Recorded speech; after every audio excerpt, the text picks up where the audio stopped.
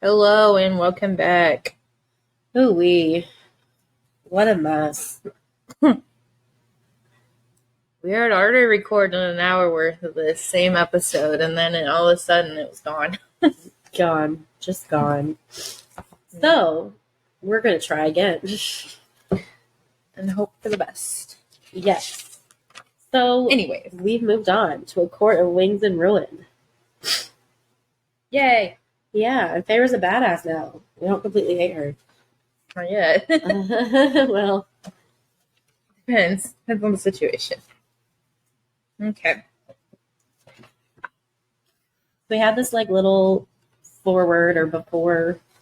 I don't know what you want to call it. It was 500 years for current anything, and it was 2 years prior to the wall, and I wrote something about it. So basically it's from Reese's standpoint, and it's about what he did after the battle. He's not crawling, but he's walking through piles of bodies, trying to find his friends or anybody, his family essentially. Specifically Cassian, because Azriel is the king's spy master, or the night court person's spy master, and he's not going to be far. So I just think in today's time, this kind of gives you a perspective of what the aftermath of a battle is. Walking through, trying to find out if your friends are there, who died, and it's just a huge traumatic mess. And it kind of shows you what kind of trauma Reese has. Yeah, for sure. So that's all I had to say about that. Part 1, Chapter 1. Yeah. The first thing I said was Feyre's such a badass now. I don't totally hate her anymore. Because she is sitting in her little studio painting, and she's got this. Well, first of all, she burns the paintbrush, so nobody notices that she got angry enough to break it. Mm-hmm. And then she blows away the ashes with her powers. She does all this with her powers. And then 2 approaching presences tap at the back of her mind. So she undoes all of her snares and wards so they can get to her without noticing that she's a badass now. All to talk about Ianthe. I hate Ianthe. And yes, Ianthe. Ianthe's coming for this meeting. And I understand being pissed off at Lucien, Tamlin, and Ianthe because of everything that they've done, specifically Ianthe for tossing her sisters into the world of the Fae without anything other than her own gain from it. But the way she talks about taking down the entire manor, the entire court, and it's leave the people outside of those 3 alone. They did not do anything to you. They are following orders because Tamlin is a fucking dictator. Yeah, for real. Even Lucien, to a certain extent, doesn't have a choice in some other things. Yeah, he knows, and then all of a sudden, Tamlin growls at him when he objects, and then Lucien's okay, yeah, you're right, and it's no, he's not right. You're right. Afraid. And they said, she had her reasons. She's willing to explain them to you about Ianthe to Feyre. And I'm she had her reasons?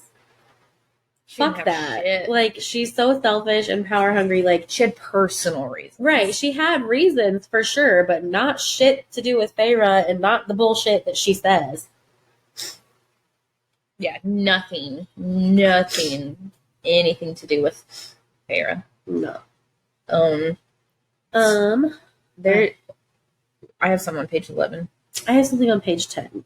So now they're talking about her painting, right? Yeah. And how beautiful it was. Yeah, how beautiful it is. And she's being that self-deprecating little girl that she was before. And she's oh, it's nowhere near done. It's a mess.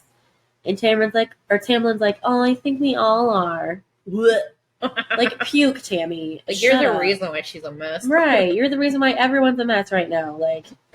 Yeah, Amarantha, did what she did, but like no one can heal because of you. Yeah. You're literally making it worse. You made it worse after the fact with Feyre. She went and got better, and then because of your own selfish jealousy, and you couldn't see past her pain or her hurt, you destroyed a lot more people now. Yeah. The prick. Anyways, in regard to the painting, it's like not really anything to the story, but like I just don't understand how what her skill level is as a painter. I mean, yeah, I know we talked about like innate ability of just like born with it, but it's like, but how was she born with it or able to do any of that when all she did for like 7 years was hunt and like survive? She wasn't ever really able to like afford painting, and like her own sisters, even, well, Nesta at least, call her like a beast because she wasn't raised in like the refined education that her sisters had. So I just, They call her feral. yeah, feral Farah. And so I'm just like confused about how her artistry is without like significant practice, you know? She's just good. She just sees it. I just don't get it. I don't get it. I think last time when we recorded this, you made it like autism savant. Is that what you called it? I was like, what is she, autistic? No, she wasn't autistic, but she's just good at painting. She's got like that natural latent ability. Must be nice. Right? Whatever. I like to be well-rounded. So I had my jealousy. What is the phrase? Jack of all trades, master of none, but master of many, still better than one. Yeah. Or something like that. Yeah, eat that, Farah. Anyways. Oh my gosh. I have some on 14. I just, on the page 12 and 13, really, I just said that she's back in the spring court and she's back to playing a part. Like, I'm over it. I don't like her playing, which this time it's better because we hear her inner monologue and she's like, fuck these guys, I'm going to take them down from the inside. Right, and it's not like, for me, yeah. I'm doing this when they've dealt with this so much longer than I have kind of stuff.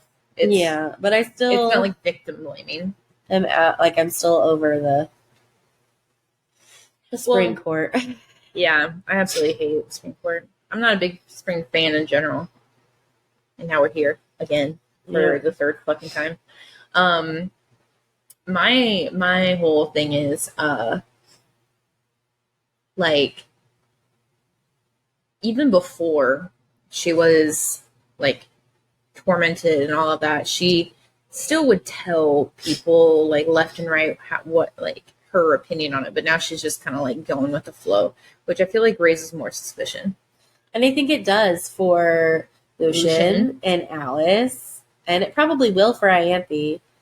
But I don't think Tamlin gets it. Like, Tamlin is so blind and stupid and selfish. Yeah, that he just can't see that. Like, he's just happy that he has his pretty little princess back. And yeah, I just... Oof. Anyways. And then the last thing I have for that chapter is the very last thing on the page.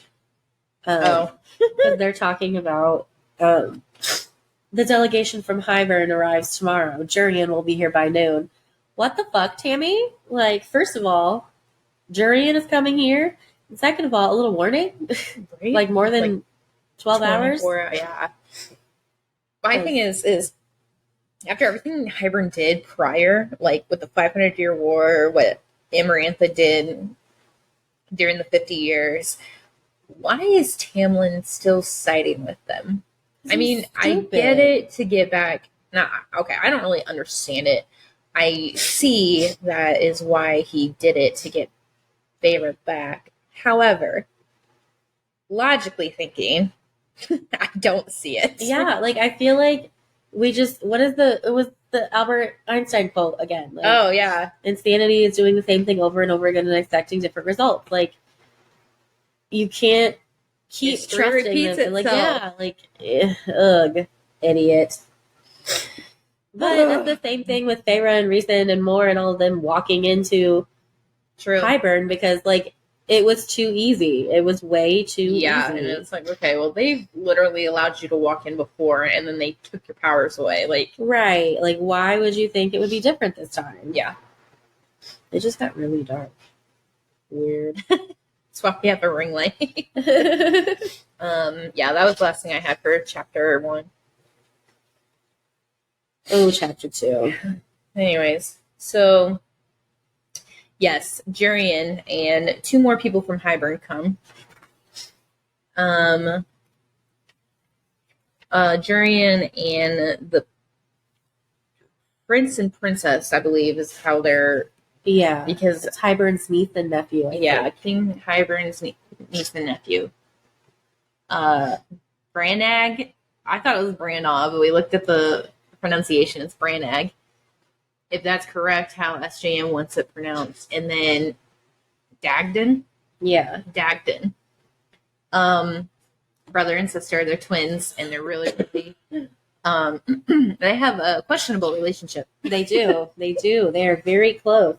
There's a kind of like the I can't remember their names right now, but the people from Game of Thrones. Oh yeah, I was about to say Targaryen, but it's not that. What's the name? I don't remember. It'll come to us later. Okay. But basically, I don't know why they show up. They show up. I mean, okay, yeah, I don't know why they showed up at this point, but so they show up and they're just like, okay, well, we have your room set up for you, and Princess Brannog is like, we'll share one together. It's like, oh, okay, well, that's got one bed. Are you gonna sleep together too? Okay, weird. Well, whatever you need to do. There's some stories out there with like twins like playing that like really, really weird role as a brother and sister, but it's like questionable. And you're like, but like Dagden is essentially just like the person that follows along with the mastermind, who is Branag. Yeah, Dagden's the male. Yeah, Branag is the female. And I remember the last time we tried to record this, I likened them to Jane and Alec. Oh, I think his name's Alex. Alex from Twilight. The twins, or I don't know if they're actually twins in Twilight, but the brother and sister in the Volturi. Don't worry, I'll look it up real quick. Alec. Because one is quiet. Older twin sister of Alec. Okay, yeah. So yeah, they're twins. They don't have that creepy relationship though. No, but she is very much the one that's like, Alec, go do this. In charge, and he is the one that's more submissive. Go do that. And then he just like nods and goes. Yeah. Yeah, but also I wrote, because Feyre talks about, or she thinks about, I guess it's in her head that we're hearing from, how she doesn't use the mating bond very often because she doesn't want them to scent it. And how, like, I just can't imagine. First of all, you go back to this place where you experience this great trauma with these people who fucking bring suck. In more great trauma. Right. And you can't talk to the person that you care the most about, or the one who calms you down, like the one who's protecting your sisters, like trying to figure out. Yeah, it's just terrifying. Traumatic. Well, and then we find out that because she's like, "Are they alive? Are they hurt?" And he goes, "I love you. They're alive. They're healing." And so that's all she thought about. That's the only thing that carried her on for God knows how long, in between talking to Reese because of the mating bond. Yes. And then the twins show up. And then there was this one quote that we talked about that we need to discuss again. Yes, it's on page 21. And so basically, right after the comment about like sleeping in the same room kind of thing, Princess Branag surveyed me, the rose-colored dress, the hair that Alice had curled and braided over the top of my head in a coronet, the pale pink pearls at my ears, a harmless, lovely package perfect for a High Lord to mount whenever he wished. Branag's lip curled as she glanced at her brother. The prince deemed the same thing, judging by his answering sneer. And it's like, I'm not okay. I'm not okay. No. Why are you a fucking horse? That sentence is just disgusting. But, like, I feel like that's the part she's playing right now. Like, yeah, I mean, That's the whole point. Like She's supposed to be a sheep in disguise. Yeah. A wolf fled into the lair. Which actually, there's a song about that, and it's a very good song. We'll talk about that later. Also, why? yeah, no, that sentence is really gross. I don't like it. It just makes me so uncomfortable. Yes, like, so I hate Jurian, but I love Jurian. He's like the comedic like asshole throughout this whole thing, and I love it because he's like. They talk about how like the twins are like looking at Feyre, and then Jurian like chuckled and goes, "They're curious. It's not every century that the contested possession of a female launches a war, especially a female with such talents." And then Feyre's like, okay, well, perhaps if you bothered to go to war over Miriam, she wouldn't have left with Prince Drakon, and it's like dragon, but with a K. Drakon. Drakon. Drakon. Oh no, it's impossible. Dr. Draken. Oh god. Goodness. Anyways, and so that kind of like pissed Jurian off, and then he what was it? Oh, and so then Jurian comes back with "Careful what you say, girl," and she just smiled at him and goes, "For what? You're gonna throw me in the cauldron?" Right, like what's that gonna do? Right, like, and then she's like, "Here's the first rule of this visit: don't threaten me in my own home." Yeah, and just yeah. You're right. Don't threaten her at all. But also, she says that to set a trap specifically, for Tamlin. Yeah. Because he was like, her own home. This is her home. She loves it here. Gross. Fuck off, Tamlin. Yeah. Anyways, yeah, so it's just weird. So then he's just like, fine, whatever. And then he just sits there for a little bit, and they all talk about what plans to happen. It turns out the twins were there to like find any weak spots in the wall leading to the human realm. And then I have something on page 24. I don't have anything till page 24. Well, I did have that Feyre's learned to be a bit devious from Rhys. She's a Slytherin now. Yeah, she's starting to like be sneaky instead of just charging right in. Listen, that's the way to go. Having a plan. I used to be like, I'm going to be a Gryffindor. And then I got screwed over way too many times. So now I plan things out, and then I'm like, haha, I win. I've never been a Gryffindor. That's never been my jam. Although I always wanted to be a Gryffindor, especially after I found out I was a Slytherin. Tangent. I was a Ravenclaw when I was younger. Are you different? I retook the test fairly recently, and I'm a Hufflepuff now. I can see that. I can too. But I told Brittany that I'm still a Ravenclaw because they sort when they're in school, when they're 11 years old, and then that's just what house you're in. And like I may have grown and got different tendencies, but I'm still a Ravenclaw. Yeah, I can see it. I can see. Was a Ravenpuff. Ravenpuff. I'm a Slytherin. I'm a Slytherin. That sounds stupid, but I'm more Slytherin than I am Gryffindor, so like I don't want to say Grifferin. Plus, that sounds even more stupid. I was like, what am I to say? Slytherin. God, that sounds weird too. Anyways, okay. All right. Page 24. So, okay, here's the thing. I don't understand why Jurian is doing any of this, because he literally fought against these guys 500 years ago. Well, they brought him back to life, so now he's their best friend. I don't understand. I think we later find out it has everything to do with like Miriam. I'm going to have one of these. That's fine. But here's the thing. Literally on the next page, he's like, well, where's Miriam? Where did he tell you like where it's at, like where she's at? And they were like, she's dead. And he's like, well, the cauldron says no. And it's like, okay, well, you've already tried to resurrect her. She's got like, you've already used the cauldron to figure out what's happening. what are you going to try? Like, what are you doing now? You don't need the cauldron anymore. You already have it. You already have, like, your idea. You know that she's still alive. You don't need the cauldron for anything. So, like, why are you fighting on his side? Right. I just don't understand. Like, what? Like, why now? Like, is he just trying? Is he, like, being a Slytherin and figuring out the best time to, like, leave and, like, waiting to, like, learn all his stuff? I don't know. I don't know. I wonder if he wants to be Fae now, so he can be with Miriam, or if maybe the cauldron can turn Miriam human. Oh, If that's what he's thinking. I mean, if it can make something, I'm sure it can reverse it. Although I wonder if that's ever been done. I don't know. Anyways, But I wonder if that's his thought process. right. Well, and I also know if Durian knows more than he's letting on. Yeah, he has to. Because it's like, okay, well, you already know all of this. You already know that.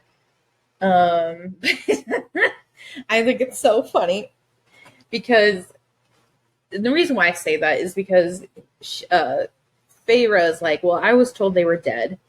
I think you'd have better things to do, Durian, than obsess over the lover who jilted you. And then his response is what made me write this. They say you were fucking Rhysand before you ever jilted your own lover, which isn't true. She definitely waited until, like, more recently to do anything with him.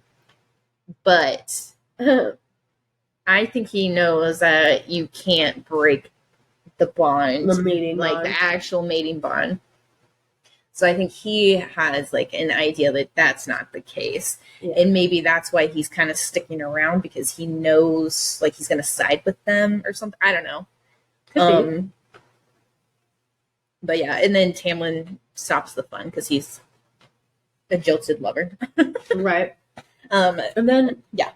On that last page, Feyre proves even more that she's a badass because she figures out their plan. That they're, like, doing the banter and everything to keep them busy so that the prince and princess can go into their minds and read their minds. Yeah. And Feyre said, "The fuck you are." Here and I she am. kicked that shit out. And then she clawed their mental shield And to prove to them that I wouldn't say scared them, but definitely, like, right. Oh, can't fuck with her. Right. Yeah, because they are not ready for Feyre and her unhinged anger. No, they are not. Listen, when you have an unhinged anger problem, you are definitely on the verge of being psycho. Mm-hmm. So, like, these bitches aren't ready. No, they are not. All right, chapter 3. My first thing that I wrote was on this first page, I think. Nope, it wasn't. I lied. I didn't write anything to page 30. I have some on page 30. Okay.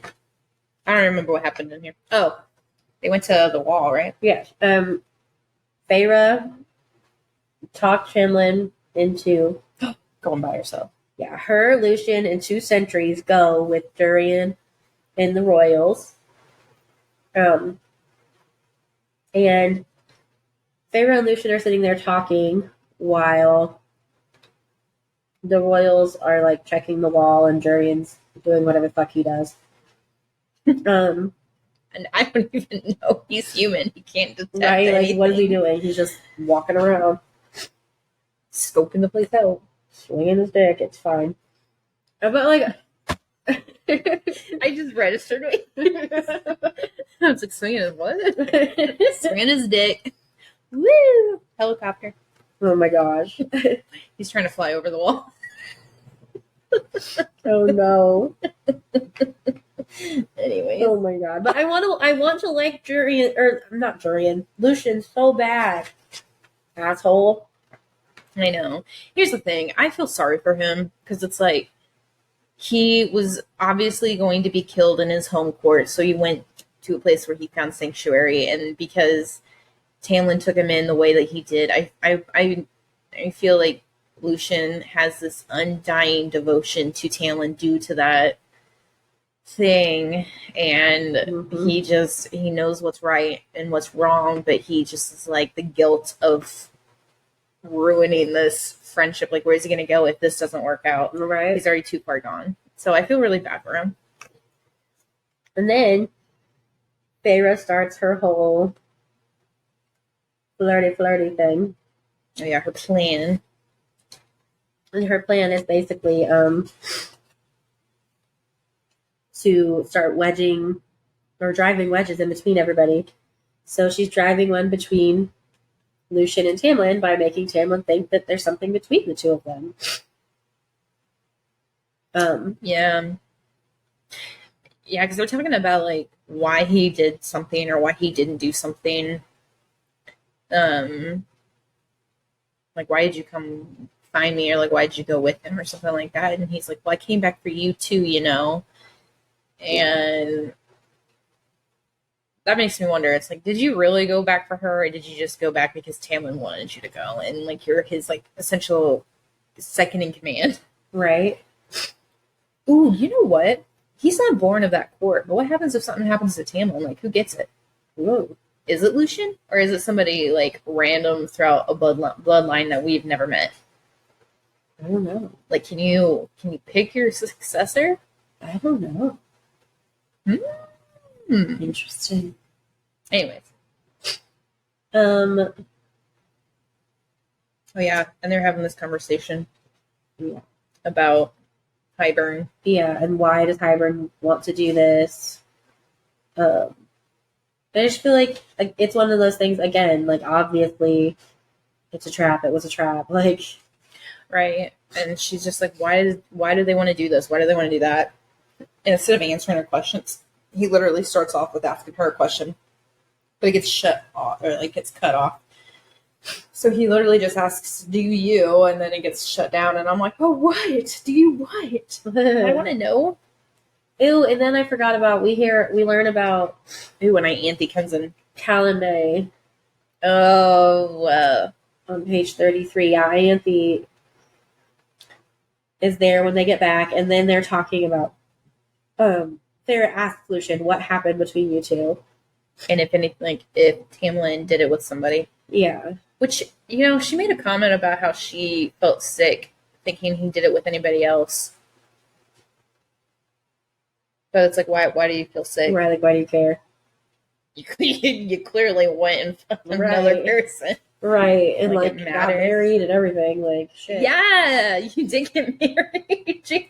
She moved on fast. Yeah, so like, but we learned that Tamlin was like, I'm not doing it when Calumet came around because, you know, Farrah wasn't there. Bitch. So, Lucian ended up stepping in, which makes me think that maybe he would take over. See, that's what I'm saying. Because, like, doesn't it have to be the High Lord of the Spring Court or something, like a high male in the Spring Court? So, I don't know. But somebody in the court, that's for sure. It ended up being Ianthe that he... Yeah, Ianthe, she basically raped him. Should. He insisted, and of course he was the one doing it, and it's like, okay, well, I don't want to do this. I've never wanted to do this, but here I are. I'm going to have to do it because Tamlin won't do anything. And Tamlin's probably going to be like, do it. Yeah, probably. It's good for the court. Do it. I wrote fucking gross. Yeah. It's essentially rape. Yeah.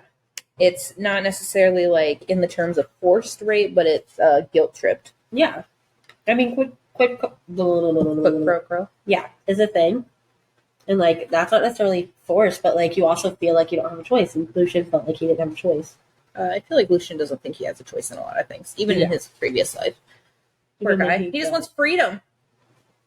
Anyways, and then Observant Alice. Well, before that, though, yeah. So before that, Ianthe is jealous of how close Lucian and Farrah are. Mm-hmm. And Farrah technically didn't plan this part out. It just so happened to be like, because she hadn't ridden a horse in a while, so she was a little stiff. She was like, can you help me? Lucian helped her down, and that's when Ianthe noticed. And then they walked away together just because like they're probably going to go see Tamlin. So it's like they walked away together, and then like she noticed Ianthe was like watching her every move, and then how Lucian kind of trembled. Mm-hmm. So then I'm like, that's suspicious. Also, just trauma. Yeah. I remember sex with her. And all the other sex that she's had. Which is not a problem, but like when you know that you get around and it's like yeah. She definitely makes it known. Yeah, she does. Anyways, I saw on 34. Me too. About Alice. Mm-hmm. Alice noticed that Feyre, when she was supposedly being tortured and held against her will and raped and all these things, happened to come back healthier. She gained weight. She had sun-kissed skin. Like, Gained muscle. yeah, she gained muscle, and Alice was like, Are you sure you were tortured and raped? Because that clearly doesn't look like it happened. You kind of look better. You don't look like a wraith anymore. They made me look happy. They made me do this. Yeah. On that same page, though, like right before the Alice popped in, when they were walking, Lucian and her were walking away, Lucian was like, Farrah looked at Lucian and was like, I would have done anything to stop that. I would have tried to stop as much as I can. And Farrah meant every word. And Lucian's like, you're a much better friend to me, Farrah, than I ever was to you. And it's like, we're fucking real. Yes. You're learning true friendship right now, and you are realizing you're a fucking asshole. Absolutely. Anyways, Alice. Oh, Alice. I know. And she notices everything, and she's kind of telling Feyre, like, what are you doing? Like, she's kind of... Yeah, and she planned it. She, saved a night court outfit, hid it, and then brought it out. And she's like, how could you? You're so cruel. And Alice is like, I will say this only once. Whatever you plan to do, I beg you leave my boys out of it. Take whatever retribution you desire, but please spare them. Yeah, she knows. Because she's like, servants talk. Under the mountain, Rhys never touched anybody unless it was Amarantha's cronies or, brutes or anything like that. Yep. But, anyone who couldn't take care of themselves, like the meek, never unable to defend themselves, he never touched. Yep. And she basically was like, they say you came back different, came back wrong, but I think you came back just right, finally. Yeah. And I was like, fuck yeah, Alice. Love her. Okay, we're going to do this a lot quicker this time. We're not going on tangents like we were last time. Woo! All right, anyways, quick break. Yes. Before we get to chapter 4.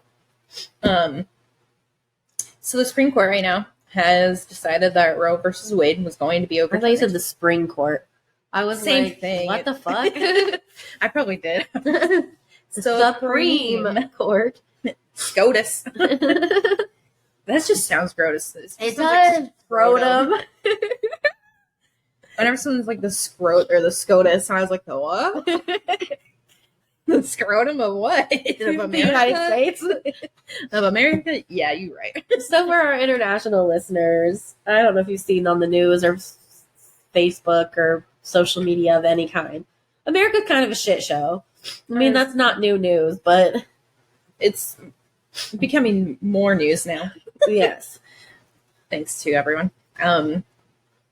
Basically, long story short, it makes abortion illegal.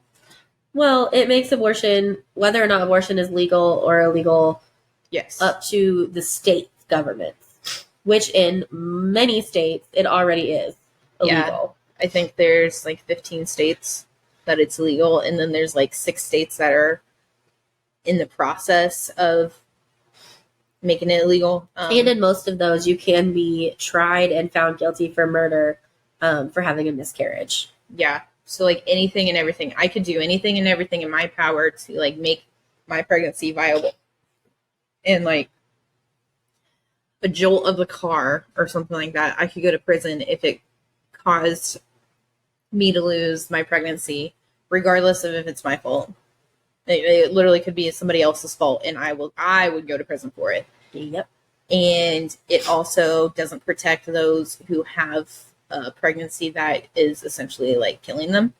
So if the baby is not viable or the baby's dead and they have to carry it until they'll have to carry a dead thing in themselves until the baby decides that it's ready to pop out, regardless of anything else. And that's traumatizing for the mom or anybody else. And that's not even talking about ectopic pregnancy. Yeah. That could literally kill the mom. Kill them. Yeah. And let's get this very, very straight. Let's be very, very fucking clear here. What you're worried about is that fetus surviving. If the host for the parasite dies, the parasite also dies. Yeah, it don't matter. While it's still a fetus, before it is viable outside of the mother's body, it is a parasite. Yo, I said this to my therapist today, and she goes, "Yeah, you're right." And I was like, you know, I know you're Christian. I know you're against like abortion, but you're right. Like you're agreeing with me because you understand. And I'm like, parascience. And I'm not saying like that that's a bad thing or that babies are bad or fetuses are bad. Like that's fine, but don't dictate a country of many, many people based on your religious. And the best or my favorite thing to argue with people about is that if you're saying that a woman has to carry this baby, she has to give her womb to this baby and basically rent out her body.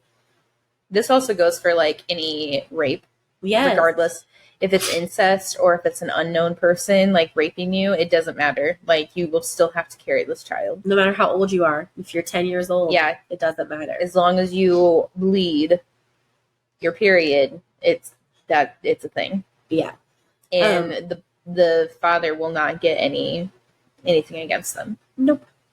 But also the whole that gives women less bodily autonomy than a fucking corpse. Sure. We literally, I don't know if this is the same way everywhere, but in the United States, you cannot take organs from someone who is brain dead or from someone who has recently died and their organs are still viable without their written consent while they were alive.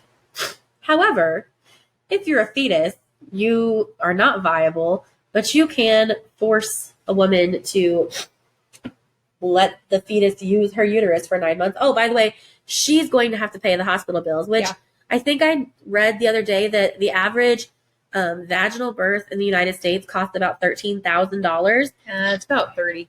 Is it? 30,000. The average C-section was 22 is what I read, but I didn't fact check that. But it depends on like where you go and your kind of insurance, but like without insurance, and many people like in the United States do not have insurance. With insurance, it's 13. It's that's probably what it was. Without insurance, it's still with insurance, it's still astronomical. And that's why it's so important to have Planned Parenthood continue their stuff, because not that they do like research or anything, but they do help families who can't afford stuff. Like they provide don't free services. Only provide abortion. They provide parent care. They help parents understand how to be a parent. Care. Yeah, they provide vitamins, and birth control. Yeah, anything and everything that can help a woman be the best that they can be. Which, it's not just about abortion. They're going to come for birth control next. You're fucking stupid. Or same-sex marriages, or interracial marriages. It's already on the table. It's already been talked about. It's like the actual Supreme Court justices have not necessarily tweeted it, but made comments about it. Has like verbalized it to the news. And as someone in an interracial same-sex marriage, I feel very strongly about this. Like, technically we're not married, but common law. Yeah, we've been together for almost 10 years. I feel very strongly about this. Well, here's the thing. I was raped in like my sophomore year of college, and it's like my mom was not doing well health-wise. She was the breadwinner in the family. She was trying to pay her own bills, but she knew I wasn't doing too well with not necessarily I wasn't doing well with my finances, but like I was a second-year college student with like undiagnosed mental health issues, and so like I'm mentally ill. I'm like on the verge of suicide. My mom's in the hospital because she's dying randomly here or there. What would have happened? Yeah, like, and I got raped, and it's like, I cannot bring a child. Luckily, I wasn't pregnant, but regardless, I cannot bring a child into this life right now when I am on the verge of just offing myself right then and there. Right, and it's like, why would I do that? That is what will start happening. Oh yeah, women who don't want to have a baby or who can't afford a baby, or don't want to have their rapist babies, they're going to start killing themselves. If not, the men will. That too. I saw a meme the other day that said rapists now get to choose the mother of their child. They do. Because in many states, we can't do anything about it. Yeah, it's horrible. So if you are against what has happened and you're in the United States, please go to your local state house or wherever you are, technically, even if you're in a small city. Go to your local state house and protest your right for your mothers, your sisters, your daughters, anything. It doesn't matter if you're male, female, they, she, he, whatever. You need to go protect those rights of people. And if you can't go, then write a letter, make a phone call, send an email, post on social media, tag everybody. This is not just about women. Like this is not going to end here. These are really good. You should probably take them away from me. I know. They're good. So this was supposed to air Saturday the 2nd. However, because of everything, it's not going to air until the 9th. But Indiana on July 6th will have a huge rally down at the State House, and it was supposed to be for Governor Holcomb and his session to take place about whether or not they were going to say abortion is legal or illegal. But that got moved to July 25th, and there are protests happening that day. If you are able to make it to Indianapolis on that day, go to that the state house, and protest on the 25th. I think they have stuff starting at 9 a.m. You can look up stuff on your local Facebook pages. There's all kinds of events everywhere. And if you are in another country, we have a lot of you listeners in other countries. I am well aware of multiple places holding protests in support for America at that time. And even if there's not, that's fine. You still have other options like posting on Facebook, posting this, or even sending letters. It doesn't matter. You don't have to be a citizen to send letters. Anyways, support the women. They birthed you. You better be happy about it. We realized this was a really long break, but we feel really passionate about it. It was something important for us to discuss. And it was longer on the first episode, the first time we recorded it. So you're welcome. Like, listen, I got disowned from my family because of this. So, like, don't fuck with me. Right. Anyways, we don't have that much longer to go through. Anyways, okay. Chapter 4. I literally only wrote one thing down, but I feel like I had more to say. Summer solstice. Good Lord. Summer solstice. Summer solstice. I don't really remember like the whole part of this other than I think this is where she like got randomly drunk because she drank the wine and then like danced around really, really like a lot while he was playing the fiddle. I think this is that night. Yeah, and then didn't they have like their first kiss or something? Yeah, he like walked her away so they could like look at the moon or something. I don't know. Yeah. Gross. But this was genius and I fucking love it. What page? Page 42. So they're doing this ceremony, right? And Anthony wants to do this ceremony because she's fucking annoying. And anyway, she has it all planned out, and she has these people like map out these stones. Yeah. So when the sun rises, it'll rise. Yeah, it'll rise in Anthony's arms or whatever. But Feyre, being the badass that she now is, just moves the rocks about 5 feet to the left. So her wind powers. Yeah. So now Ianthe's standing over there, and Feyre places herself right where the sun is going to rise. So when the sun rises, she uses her glowing powers from the day court. And she lights up herself and Lucian. Yeah, because he's right next to her, and he like reaches out to like kiss her because she's like glowing. Yeah, well, kiss her hand, not kiss her. Sorry. Yeah, because she's glowing, and I think she's just like, I need a friend, and he's there to support her. And everyone is like, yeah, Feyre curse breaker. And it says a night before his queen because Lucian is like bowed down in front of her. And then she says, when I looked to Ianthe and smiled again, I let a little bit of the wolf show because she's just a fucking badass now. Right. And I was so like, I only wrote one thing down because I was reading it and I was reading it so fast that I was like, oh my God. Right. So I was like, honestly, kudos for her for acting this way, like the entire time. Yeah. Because when I don't like somebody or I don't like the situation that I'm in, like I can't for the life of me change how I look, how my facial My features. face. Brittany Like, always says that. She says my face gives everything away. I could sit there and like look so fucking bored, and someone's like, "Are you okay?" And I'll be like, "No, I'm not." Like, I fucking hate it here. Yeah. Like, I think if it's between like life or death, I could probably do it, but fuck no, like that's exhausting. My face mentally, has a mind of its own, I swear to God. But then I put, that is so great. Like, what a show. Ianthe can never. Right? And she's just pissed off. But, like, honestly, though, if you ever want to listen to some music about this book, her name's Arcana. Arcana. She's got a lot of songs. Like, the first song I heard of hers was, like, Under the Mountain. And then Huntress, I think, is my favorite. Yeah, and then they got one that's like Huntress, and she's like talking about being in the woods and like being by herself, and it's just a really good bop. And then she's got one a bop. What are you, 50? Yeah, it's a bop. And then, I mean, I could say it slaps. Like, do you want me to be 15? No, that's gross too. I don't like it. I'm closer to 50 than 15. Am I? No. Not yet. No. I'm closer to 15. But there's another one. What else is it? Oh, they have one called Stockholm Syndrome. That one's good. They got an acoustic version. They got one called The Dark, and it's about like her and Reese in like the dark that they share. And then they got the this is on Spotify, right? Yeah, I found this lady's stuff on Spotify. Actually, she's got like a lot of other great songs. But like ACOWAR related songs. There's one called The Wolf, and it's literally just like, I am a wolf in sheep's clothing, and I was like, yeah, she totally wrote this for this. But yeah, she's got a lot of great songs. I think my favorite song is not ACOWAR related, but it's very witchy. That makes sense with her name, like the Arcana. Yeah, Arcana, whatever it is.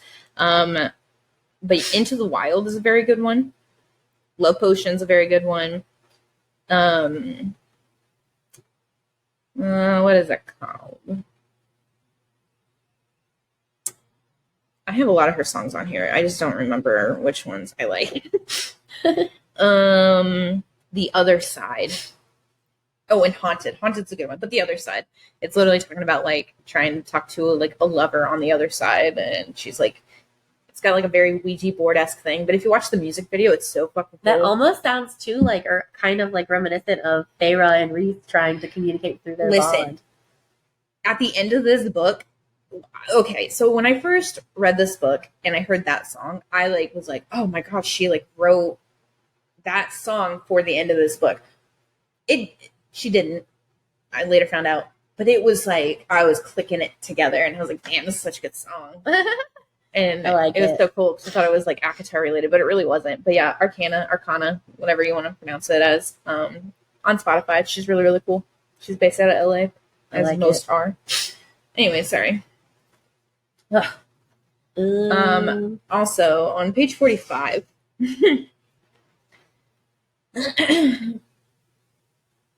so they're dancing. They're at this thing, this fun whatever, and she is feeling kind of like the shy, like sweet, in love doe that she wants to pretend to be.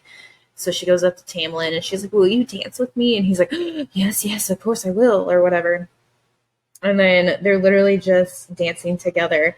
And she like made a comment about, I let him lead me into a swift dance, spinning and tilting me, people gathering to cheer and clap, dance after dance after dance, until sweat was running down my back. And as I worked to keep that smile on my face, and remember to laugh when my hands were within strangling distance of his throat. I was like, I can imagine the comical look of this scene. Like, she's just dancing and just slowly, like, and then just smiles and goes back to holding him without choking him. And then, but honestly, maybe Tammy is into choking. I mean, he is definitely a sub. Yeah. He's definitely a sub. Have you seen how much he's bowed down to people to get their way? Ugh. He grovels and he's just gross. Yo, I can just imagine like him bowing down in front of Reese and Reese just kicking the shit out of him. And then Tamlin just go, oh, yes, harder. Oh, Like, no. just put like a little. He is like a dog. It's true. Put a little collar like a on lion, him. whatever. Put a collar on them and just kick him and be like, "Oh, yeah, daddy."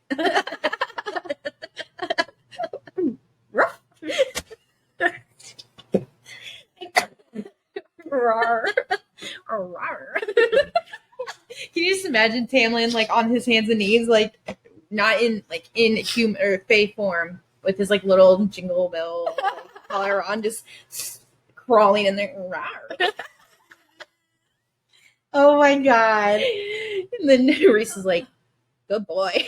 Oh my god. I feel like somewhere out there is It's some a fan fiction. yeah, some There's a amateur fanfiction. porno of If someone goes to fanfiction.net and looks up, like, there's a book section and finds a fanfiction, please post, like, tag me, tag Yes. something. I want to see it. We'll read it to you. we really will. Dude, that'd be so fun. Maybe somebody will do it now. Right? Oh my god, I can't even. Watch, it'll be me. I have a fanfiction I can't account. stand you. I used to write shit. Oh my god. Although I focused on anime. I focused on Beyblade specifically. Oh my gosh. Listen, Beyblade and I were tight. I have one more thing about chapter 4 to say. I didn't write this down, but I don't have anything else. I still don't like Tamlin, obviously. Fucking hate him. Yeah. But I do like that he kind of sticks up for her a little bit. Because she was like, she's talking about, is Ianthe mad about this morning? And she's, playing her little doe-eyed, like, oh. I hope she's not upset. And he's like, I don't know. Good. She didn't see it coming. I don't think she handles surprises well. And Feyre says, I should apologize.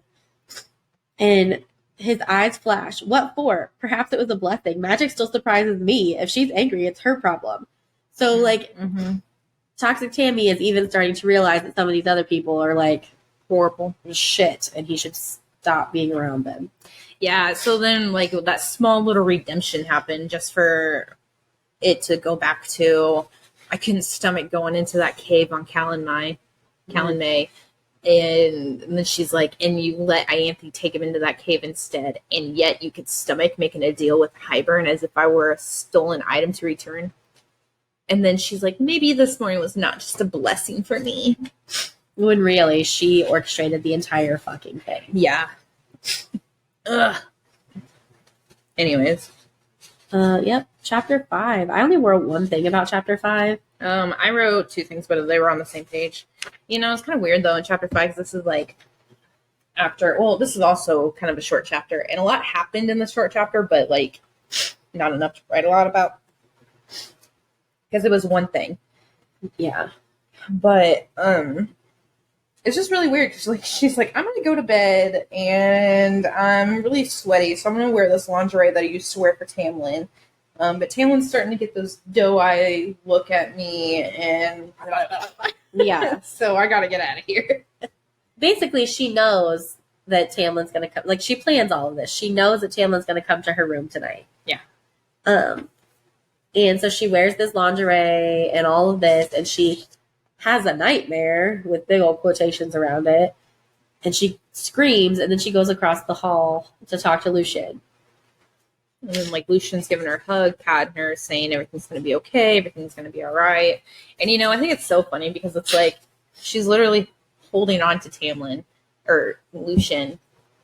She's looking at Lucien, in the eye, and they look, really, really close. And it's, like, a moment. It's actually, yeah. I mean, without knowing what she's trying to do to Tamlin, it's a kind of a turning point for them in their relationship, because he's understanding all the shit that she's gone through. She's opening up to him. I mean, it's not like she's lying, she's just playing a certain role, but she is telling him the truth, and she feels somebody come through the her snares, and she loosened up the snares, loosened up the bubble that she had around the room with the door wide open. Because she didn't want Lucien to know he was coming. Yeah, and then just had Tamlin walk in on them embracing each other. And, I think it's funny. She used Reese's plan on Tammy. Yeah. That's exactly what happened with Amarantha under the mountain. Yes. In that, I don't know, cave, whatever, closet, whatever it is. Yeah. But yeah, I just like I like that she's planting these little seeds to let them destroy each other. And then she just leaves Lucian's room, shuts the door, and then it's like, good night. And then she walks right by Tamlin and shuts it in his face. Yeah, she doesn't let him in. She just shuts the door in his face. I don't want to be touched like that. Good night. And then she explains like that she planned it all. She knew he would come. I wonder if Lucian pieced it together. It's so good. And then I love that she's like, a nightmare. I told Tamlin, because she tells Tamlin she had a nightmare, and then she says, I was the nightmare, and I'm like, fuck yeah, Feyre. Yeah. She told him. She done told him. Okay. Chapter 6. I also only wrote one thing for this chapter. I wrote 3 because everything else is the rest of the chapters. Okay. So chapter 6, basically, shit's happening. Dagden and Branag are like wanting to go to the woods again to look at everything Jurian's gonna go with. Tamlin is like, I don't want those two to go alone, talking about Lucian and Feyre, but Feyre's like, come on, like everything's gonna be fine, like I promise, blah blah blah this. And he is like really kind of pissed off, and I think this is the moment too where who is it? Ianthe's like, will you be joining them? Oh, you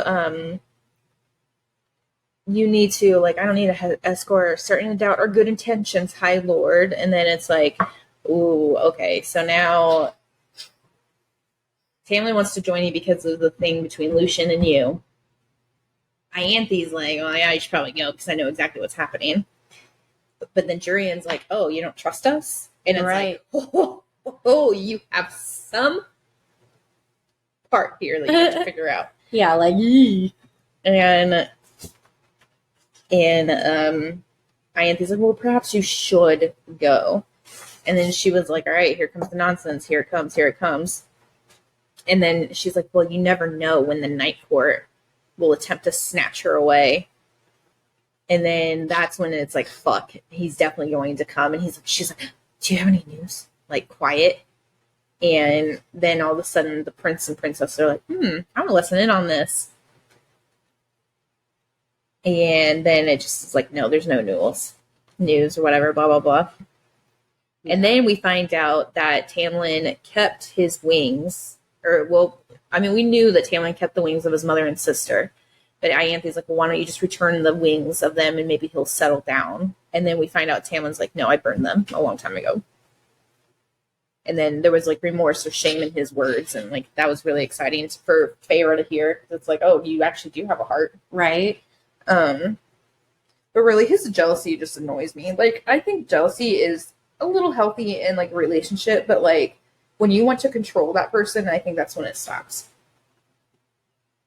Like, there's different jealousy-based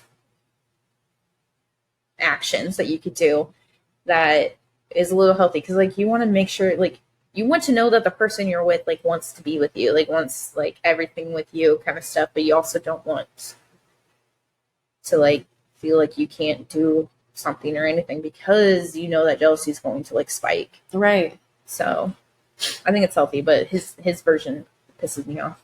Yeah. I like Reese's. Reese's okay. I also like the consistent hits to Ianthe. Yeah, Ianthe just makes my skin crawl. That's what I wrote about this chapter. Like, right. Everything about she's her. Trying to really piss Tamlin off to like get like a sway. Yeah. Over Tamlin, and so Feyre is like, so she knows that like, listen, Feyre, I'm here to stay, like whether you like it or not. And you know, I kind of wonder too if Ianthe has tried to sleep with Tamlin. I'm sure she's tried. Our cooch has been everywhere else. Tam's just like, nah. Feyre. Which is ridiculous. Like, I don't get it. I don't know. Yeah. But I like that she's learning though that Feyre is supreme in Tamlin's eyes after everything. He like goes with what Feyre wants, and it's like, yeah, fuck you, bitch. And then I wrote something on 57. I didn't write anything else.